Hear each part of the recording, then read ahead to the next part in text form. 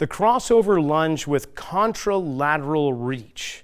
Now the crossover lunge is exactly what it sounds like. One leg is going to cross over and forward toward the opposite side. But the contralateral reach, contralateral means opposite side. So that means when I'm performing a lunge, the opposite arm is going to reach in the direction that I'm lunging.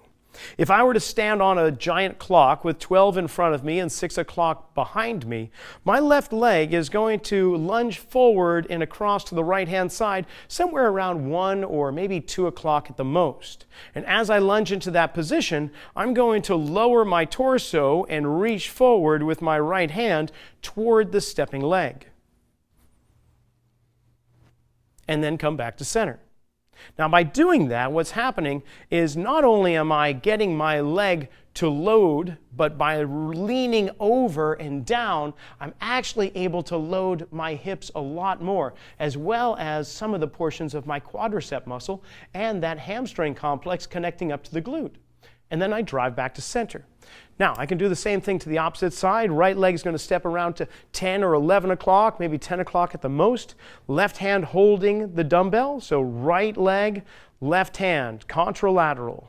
Stepping over, loading into this leg. And when I do so, I want to make sure that the knee is not here or too far over, but the knee itself is going to position itself just almost directly over the big toe.